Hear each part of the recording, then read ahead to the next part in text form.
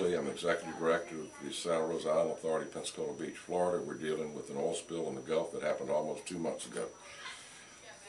Everything that we want to do has to be sent over to what they call a unified command system. That's in Mobile, Alabama, and that's made up of the federal government and BP.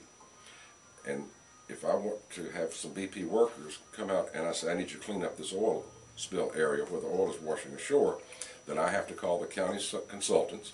They in then turn call the BP subcontractors and ask them to come over and clean it up. Good example today, I asked at 9 o'clock, by noon they still weren't there.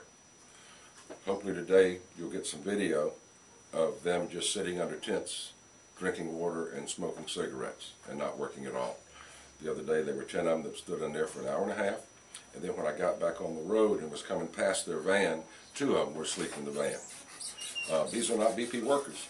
BP went out and had a subcontractor, and they assured them that they'd find some good workers to help take care of the oil spill up and down the coast. I don't know where they got the ones for Pensacola Beach. I know that they can only work for 15 minutes and then have to take a 30 or 40-minute break. My understanding is now when they work within 10 feet of the water, even though the water is only 6 inches deep, they have to wear a life jacket. They also have to wear, for some reason, they're all out here in blue jeans, which is ridiculous in the summer sun. You'd think they'd let them wear shorts, Bermuda shorts. But trying to deal with this, and then trying to get the equipment in. We finally, after 5 weeks, saying we need tractors and we need these sand sifters that when the oil does hit on the sand in the Gulf, that we can roll over it. It picks up the oil, deposits it in a hopper, and then puts our beautiful white sand back on the beach. We're going to get a couple of those by the end of this week, we've been assured now. But it's been 5 weeks over there at the Unified Command.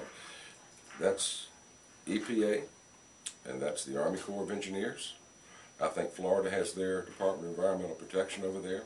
There's the Coast Guard, and there's BP. I had a person ask me today at lunch, who do you think is responsible, BP or the federal government? The answer is very simple. Both of them are. So we're going to work through this. Unfortunately, we have to deal the way they've got it set out now. There's a thing called the Jones Act that was set up, I think, back in the 20s. And after Katrina, President Bush, a week later, said, we need some experts, so let's get a foreign country to come in here. Under the Jones Act, you cannot have a foreign country come in. Everything has to be done by American labor. And probably at one time that was a good idea, so they wouldn't bring in cheap labor and Americans would lose their jobs. But this is not the situation here. Countries all over the world have offered their help in cleaning up the oil spill, from bringing their skimmers up, or like technology to close off the spill, everything, and they have not been allowed. We think finally Barack Obama may have an executive order to override the Jones Act so that foreign countries that want to come in and help us and help with the oil spill and help with our beaches will be able to do so. But it's been 7 weeks, and we're tired of waiting.